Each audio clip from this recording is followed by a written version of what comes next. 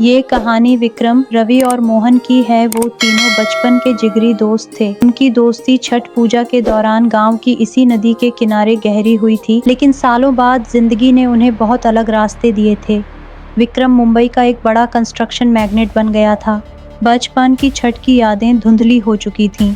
वह इस साल गांव लौटा था, सिर्फ इसलिए क्योंकि उसकी बेटी रिया एक गंभीर बीमारी से जूझ रही थी, जिसका इलाज डॉक्टर नहीं समझ पा रहे थे।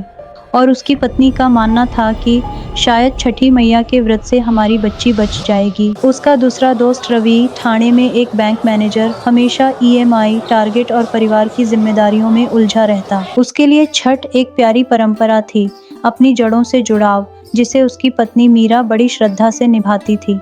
मोहन अभी भी पटना के पास अपने गांव में एक दिहाड़ी मजदूर था। जीवन संघर्षपूर्ण था, फिर भी छठी मैया में उसकी आस्था उन दियों से भी ज्यादा रोशन थी जो वह मुश्किल से खरीद पाता था। छठ उसका सहारा था।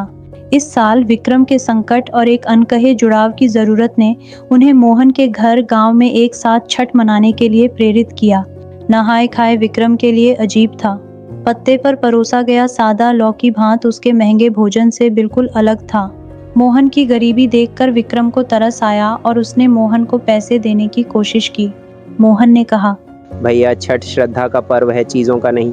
रवि इस बीच बार बार जरूरी काम के कॉल्स के लिए उठ जाता। उसका चेहरा तनाव से भरा था। खरना की रात ने अंतरों को और गहरा कर दिया। विक्रम आने वाले 36 घंटे के उपवास से जूझ रहा था। रवि घंटों अपने बॉस को शांत करने के बाद थका हुआ लौटा और छत पर हो रही पूजा में शामिल हुआ।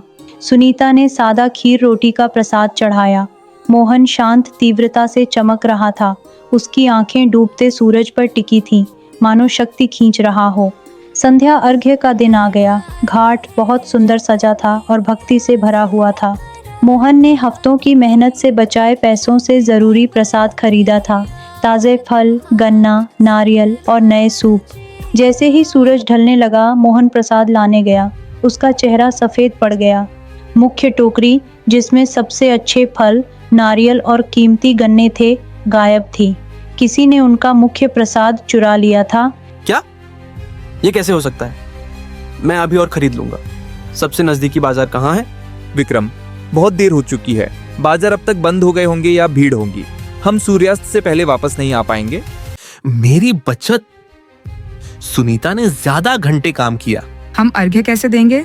छठी मैया नाराज हो जाएंगी। संदेह गहरा गया। सूरज तेजी से डूब रहा था। शुभ मुहूर्त हाथ से निकल रहा था। विक्रम असहाय महसूस कर रहा था। उसका पैसा बेकार था। रवि अपनी विफलता महसूस कर रहा था। मोहन गरीबी और देवी की नाराजगी के डर से कुचला हुआ महसूस कर रहा था। नहीं, छठी मैया टोकरी नहीं, दिल देखती हैं। हम वहीं अर्पित करेंगे जो हमारे पास है। उसने बचे हुए केले, सुनीता के बनाए ठेकुआ और जल का कलश इकट्ठा किया। रवि ने भी जल्दी से कुछ मिठाइयाँ मिला दी। जैसे ही वे ठंडे नदी के पानी में उतरे, मोहन ने गहरी भक्ति के साथ अनुष्ठान शुरू किया। रवि भी प्रार्थना में शामिल हो गया। विक्रम हिचकिचाया, फिर अपने दोस्तों के साथ पानी में उतर गया। उसने मोहन को देखा, जिसका चेहरा डूबते सूरज की रोशनी में अटूट विश्वास से चमक रहा था। उस क्षण विक्रम के भीतर कुछ टूट गया। अहंकार, पैसे पर निर्भरता, हताशा सब पिघल गया। उसने देखा कि शक्ति भव्य प्रसाद में नहीं, बल्कि मोहन की सच्ची प्रार्थना में थी। उसने अपनी पहली निस्वार्थ प्रार्थना अर्पित की। जैसे ही सूरज का आखिरी टुकड़ा गायब हुआ, विक्रम का फोन चुपचाप बजा। उसने उसे नजरअंदाज कर दिया। भोर में उषा अर्घ्य अलग महसूस हुआ। शांति ने उन्हें घेर लिया था। उन्होंने शांत एकता के साथ अनुष्ठान पूरे किए। जैसे ही उन्होंने मोहन और सुनीता द्वारा दिए गए साधारण प्रसाद से अपना व्रत तोड़ा, विक्रम ने आखिरकार अपना फोन देखा। उसकी पत्नी का मैसेज था कि चमत्कार हो गया, रिया का बुखार उतर गया। डॉक्टर हैरान है, रिया तुम्हें पूछ रही है। विक्रम की आंखों से आंसू बह निकले। तुम्हारी आस्था, मोहन, तुम्हारी आस्था ने उसे बचाया। धन्यवाद। ये मैं नहीं था भैया, यह हम सब पर छठी मैया की कृपा थी।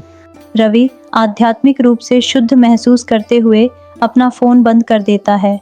विक्रम मोहन को दान नहीं, बल्कि गांव में एक छोटा व्यवसाय शुरू करने में साझेदारी की पेशकश करता है।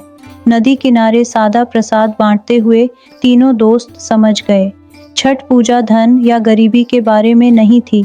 यह भक्ति की पवित्रता, साझा संघर्ष में मिली ताकत और आस्था की अटूट रोशनी के बारे में थी। उनकी दोस्ती जीवन द्वारा परखी गई और घाट पर फिर से जलाई गई, पहले से कहीं अधिक वास्तविक और कीमती महसूस हुई। कुछ कहानियाँ बस सुनने के लिए नहीं होती, महसूस करने के लिए होती हैं। ऐसी ही और कहानियाँ सुनने के लिए हमें लाइक, शेयर और सब्सक्राइब ज़रूर करें।